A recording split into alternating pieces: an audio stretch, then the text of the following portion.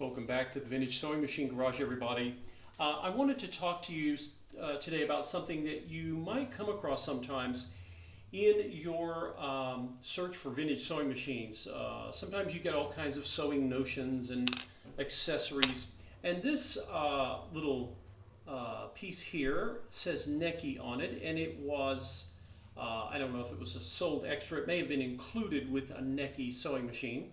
But this is a needle threader.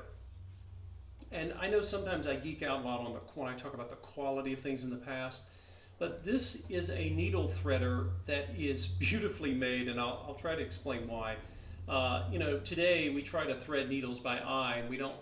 A lot of people rely with new machines on their automatic built-in needle threading devices on their machines. Sometimes they last, sometimes they break. Well, back in the day they didn't have automated, but they had a way to thread needles. And I was looking at this thing, and one of mine has a instruction manual, and I just scanned it so I could get a nice high-res copy, because the original is 50 years old and sort of a tissue weight paper, and I wasn't sure how long that would hold up. But the reason I was going to show this to you is the directions say that you use this little end here to grasp the body or the shaft of the needle above where the eye of the needle is, and down below is a little hook that's designed to take the thread and push it through the eye of the needle.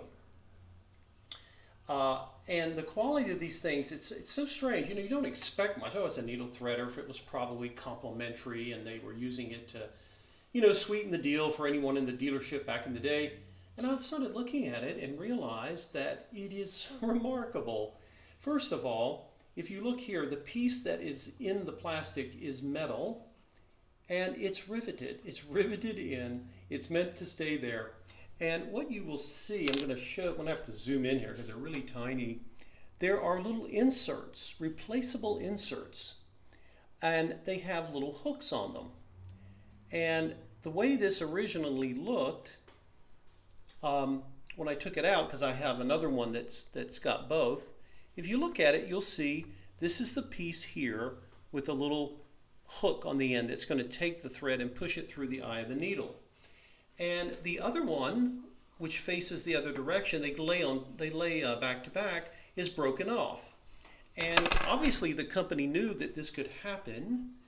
So what did they do? They provided you an extra, a backup. So you have two of these. And I can't express to you how thin these are.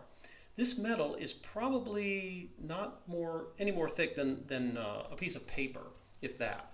And of course it laid on, where did it go? Where are you? They're very easy, by the way. You want to do this, I should be practicing what I preach. Do this over a little box or a tray so you don't lose it. But this one, of course, pointed in the other direction, and it had a hook just like this one facing this way. And they lived on this side. And they were held together by a screw and a nut that are beautifully machined. And I mean, they are tiny, little tiny, just a little bit bigger than a peppercorn. And so the way this was meant to be used was you had the backup there I just described, and literally you can see it sticking to my finger. So I'm going to go in here and I'm going to reinsert very carefully, hopefully without breaking this one. And of course they had to be thin because they're trying to line up with a needle. So let's see if we can't get this in here. And the reason I'm showing this to you all is if you have one of these, and if one end is not working, don't give up, because you may have a backup and you didn't know. So let's try to get this lined up here as best we can. It's like handling dust, as soon as you touch it. Now the screw is, the nut here is going to go on top of the hole there, but I'm going to come underneath with the screw, see if I can get it through. There we go. I wanted to get it through the hole of that piece, and then I'm going to put the nut on top of that if I can do it.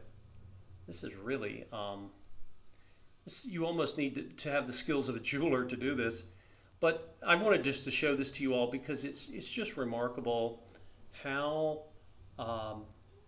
much effort and quality was put into these things back in the day. And you can see the screw already went running around on me, the screw did. I've got the nut underneath my finger here. Now I'm going to try to get this screw to sit down here. On this side, obviously you see the side where the screw goes in, it's just round. Okay. Now I've got my small screwdriver. Any of you who have a bobbin case screwdriver, you should be able to find a screwdriver small enough. If you don't have one, you can get one. They're not hard to come by. And I'm simply going to snug it. Don't over tighten it. Remember, you're going through plastic here. This is what it looks like on the other side. Okay, so you've got the nut, the screw, and the little piece. And now you have, I'm hoping I've got really good daylight here. I can show you. Let's make sure that I've got this snug. And I don't know if you can make out here, but this is the piece that you attach to the shaft of the needle, and then this is, see if this will, I'm going to try to zoom in, guys. We're going to test the limits of this. See if any of you can make this out. It's a very narrow piece, and at the very end, do you guys see the hook? I think I might have the light that's going to do this for us. It's very hard to show. Hopefully you guys can see that hook. I don't know what it cost or what it once cost to make something like this, but you know, I'm impressed because so many of us are used to things today. If you get a plastic needle threader today and it breaks, you don't repair it. It's like everything else. You just toss it. And that's such a shame. I sometimes wonder if our ancestors would be ashamed of us because we as a group of people in society can be so wasteful, and they were not. They took things quite seriously, and they tried their best, I think, to make them usable for a very long period of time. And they probably weren't cheap. I don't know what this would have cost for Necky to make. I think it would have been probably something to convince people, hey, you can get this for free, you know. So the sales techniques were probably similar to what they are today, except you were buying something that would last a lot longer. And so that is how the little Necky needle threader works. It is actually designed, and I would not doubt that at some point in the past, the Necky company offered little replacements. You probably could order replacements for these, because you can imagine they would get broken over time. They're not very, they were not very robust because, you know, they're delicate, they're very small. So there you go, guys. We're going to try using this on one of the needles and see how it works.